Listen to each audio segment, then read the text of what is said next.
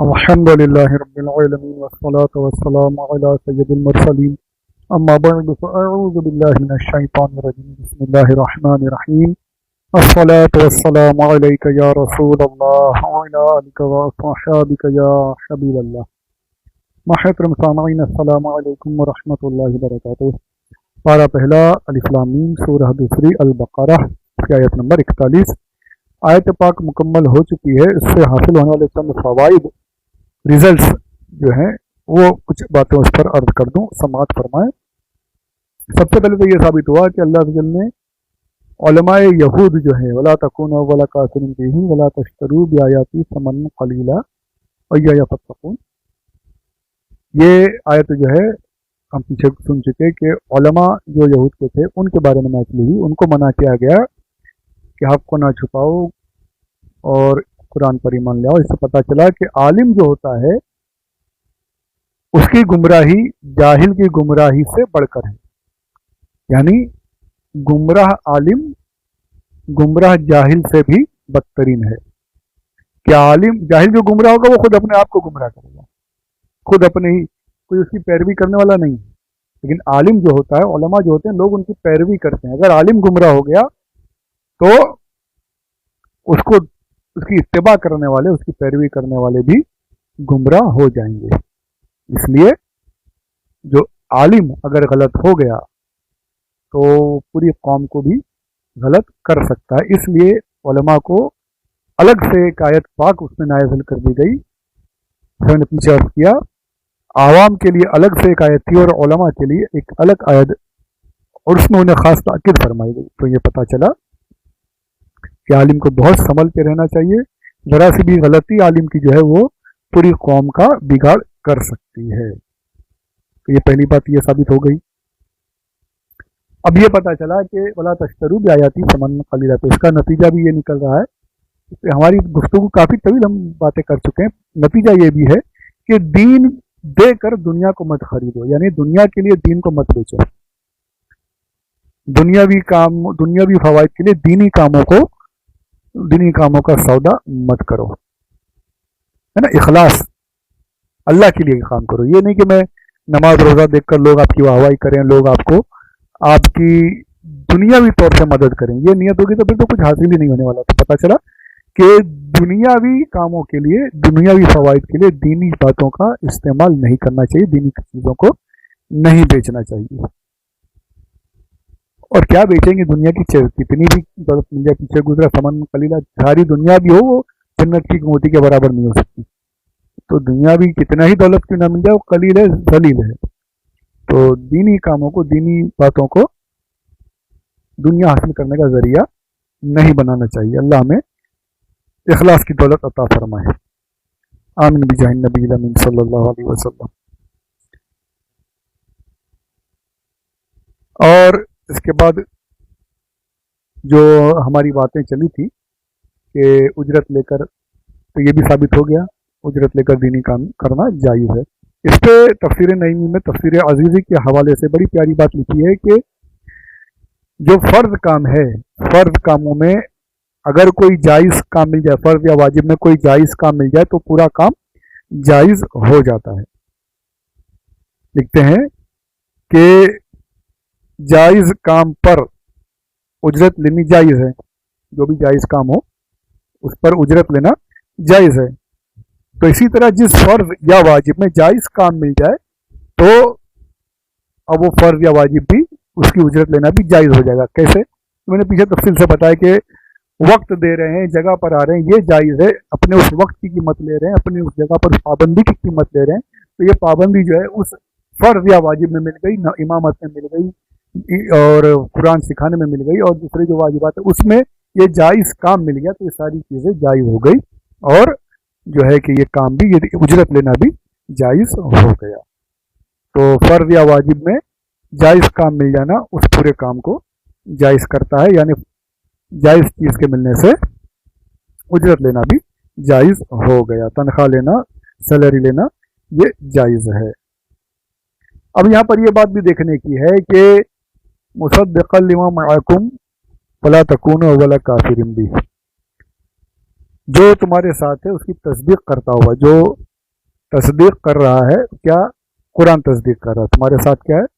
توریت انجیل وغیرہ جو ہیں ان کی تصدیق کون کر رہا ہے؟ قرآن. تو یہاں پر یہ بھی پتہ چلا کہ اب جو ہے قرآن کے بعد کوئی آسمانی کتاب آنے والی نہیں ہے. حضور اکرم صلی اللہ علیہ وآلہ وسلم آخری نبی ہے اور کوئی کتاب نہیں آئے گی. جو تمہاری تصدیق کرنے والی کتاب کون سی ہے؟ یہ قرآن ہے.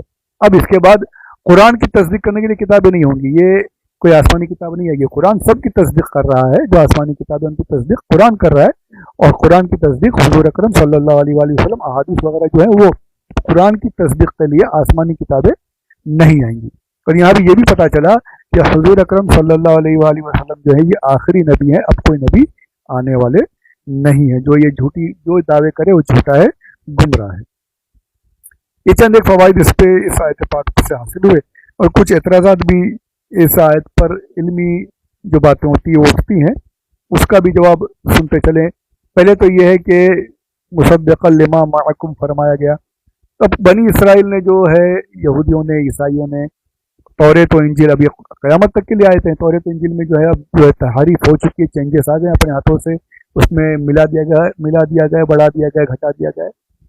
یعنی اوریجنل جو ہے جو آسمانی نزول ہوا تھا وہ کتابیں اب موجود نہیں ہیں, بدل دی گئی ہیں, تبدیلیاں آئی ہیں. تو جب قرآن کہہ رہا مصدقا لما معکم تو پھر تو بھائی تمہیں تب ان ساری کتابوں کی تصدیق کرنی چاہیے, چاہے وہ جو ہے آسمانی کتاب کے نام پر چاہے کتنا ہی اس میں بناوٹ کر دی گئی, ملا دیا گیا. پر جب قرآن کہہ رہا ہے کہ مصدقا لما معکم, قرآن تصدیق کرے تو تمہیں سب کی تصدیق کرنی چاہیے, قرآن میں موجود ہے. تو اس کا جواب یہ ہے کہ یقیناً قرآن کہہ رہا ہے کہ مصدقا لما معکم یعنی وہ کتابیں جو تم پر نازل ہوئی, جو تمہارے ساتھ آسمانی طور پہ نازل ہونے والی, جو آسمانی صورت میں جو موجود تھی, جیسا نزول تھا ویسی موجود تھی. قرآن ان کی تصدیق کر رہا. تم نے جو اس میں غلط ملت کر دیا, جو غلط باتیں ڈال دی, گھٹا دیا, بڑھا دیا, اپنی طرف سے ملا دیا, قرآن ان کی تصدیق نہیں کرتا. اسی لیے یہ فرمایا مصدقا لما معکم, یہ نہیں فرمایا مصدقا لکتابکم, تمہاری کتابوں کی تصدیق کرتا ہے, یہ نہیں فرمایا. جو کتابیں جو صحیح طریقے سے جو نازل ہوئی, جو آسمانی کتابیں جو صحیح نازل ہوئی, جن کا نزول ہوا اور اسی صورت میں موجود ہیں, تو قرآن ان کی تصدیق کرتا ہے. اچھا, اب یہ سوال بھی اٹھتا ہے کہ بھائی تم کہتے ہو کہ قرآن ان آسمانی کتابوں کی تصدیق کرتا, تو پھر قرآن نے تو سب کو منسوخ کر دیا, جھٹلا دیا کہ اب صرف قرآن پر عمل ہوگا. جیسے ہم جانتے ہیں ہمارا ایمان ہے کہ آسمانی کتابیں سب ہے لیکن عمل قرآن پر, تو قرآن تو سب کو جھٹلا رہا ہے. اور یہ آیت کہہ رہی کہ مصدق, قرآن تصدیق کر رہا ہے, تو قرآن نے تو جھٹلا دیا, تم تصدیق کی بات کر رہے ہو. تو یہ تو یعنی ڈفرینس ہوا, کانٹرڈکٹ ہو گیا. تو اس کا بھی جواب یہ ہے کہ بھائی قرآن نے ان کتابوں کو جھٹلایا نہیں ہے. قرآن نے توریت, انجیل, زبور, اولڈ ٹیسٹمنٹ, بائبل وغیرہ کو جھٹلایا نہیں ہے, بلکہ ان کو منسوخ کیا ہے. منسوخ کرنا, جھٹلانا نہیں. اس کی ایک چھوٹی سی مثال بڑی آسان سی ہے. آپ دوا لینے جاتے ہیں, ڈاکٹر صاحب کے پاس گئے, ڈاکٹر نے آپ کو دوا لکھ کر دی, پرسکرائب کیا, آپ نے دوا لی, کچھ دنوں بعد پھر گئے, ڈاکٹر نے دیکھا پہلے کیا دوا دی تھی, اب دوسری ٹیبلٹ دے دی, دوسری گولیاں دی تھی, اور پھر وہ دوا چینج کر دی, اب نئی دوا آپ کو وہ کھانی ہے. تو اس کا کیا مطلب ہے؟ کیا ڈاکٹر نے اپنی جو پرانی دوا تھی اس کو غلط کر دیا, جھٹلا دیا؟ نہیں. اس کا مطلب یہ ہوا کہ آپ کی حالت جو سدھری ہے, تب ڈاکٹر نے پرانی دواؤں کو چینج کیا ہے اور نئی دوائی دی کہ اب حالت بہتر ہو رہی ہے, تو دوسری دوا بھی اثر کرے گی اور بہتر طریقے سے کام ہوگا, مریض جلدی اچھا ہو جائے گا. تو یہ ہے منسوخ کرنا, جھٹلانا نہیں. تو قرآن نے یہی کیا, پچھلی کتابوں کو منسوخ کیا, انہیں جھٹلایا نہیں ہے, ان کی تصدیق بھی کر رہا ہے اور انہیں منسوخ بھی کر رہا ہے. پہلے جو امتیں تھیں, جو قومیں تھیں, ان کے لیے وہ کتابیں تھیں, ان پر عمل کرنا ان قوموں کے لیے ضروری تھا. لیکن اب مسلمان, ان کی حالت بہتر ہے, ان کے لیے اب قیامت تک چلنے والے احکامات آنے والے ہیں, تو ان ساری جو کتابیں تھیں ان سب کو منسوخ کر دیا گیا. قرآن نے سب کو نسخ کر دیا. اب قرآن جو ہے ناسخ ہے, اب قیامت تک کے لیے ان ساری کتابوں کو صرف تصدیق ہوگی اور عمل قرآن پر ہوگا. تو یہ مطلب ہے مصدقا لما معکم کا. کوئی اس کو جھٹلایا نہیں ہے, تصدیق بھی ہو رہی ہے اور ان کو منسوخ کرتے ہوئے عمل صرف قرآن پاک پر ہوگا. سبحان اللہ. درود پاک پڑھ لیجیے. اللہم صلی علی سیدنا مولانا محمد وعلی آل سیدنا مولانا محمد وبارک وسلم صلاۃ و سلام علیک یا رسول اللہ صلی اللہ علیہ وسلم. اب یہاں پر یہ کہا گیا ولا تکون اولا کافرین, پہلے کافر مت بنو. تو کیا دوسرا کافر بننا جائز ہے؟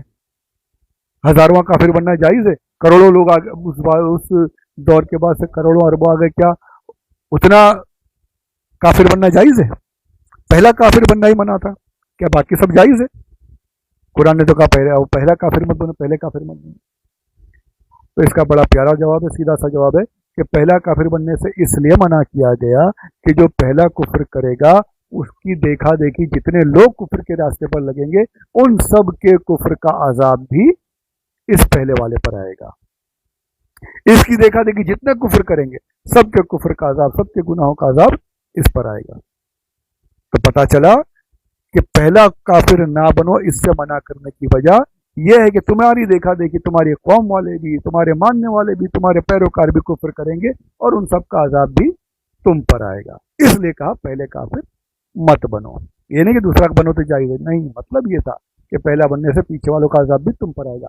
एक जवाब ये भी दिया गया कि तुम अपनी कौम के बड़े हो, अपने घर के बड़े हो, अपनी नस्ल में बड़े हो, तुम्हारे बाद अगर तुम कुफ्र करोगे तुम्हारे बाद आने वाले, तुम्हारी औलादें, तुम्हारी जो नस्ल होगी, जो तुम्हारी कौम होगी, उन सब को तुम्हारी देखा देखी सब के सब कुफ्र करेंगे और उन सब के कुफ्र का अजाब भी तुम पर आएगा। इसलिए तुम पहले काफिर मत बनो कि तुम ही ईमान ले तो तुम्हारे बाद तुम्हारी नस्लें भी मोमिन बन जाएंगी, तुम्हारी नस्लें भी ईमान वाली बन जाएंगी। सुभान अल्लाह। ये ऐसी प्यारी प्यारी बातें अल्हम्दुलिल्लाह ये पढ़ने से मालूम पड़ती हैं।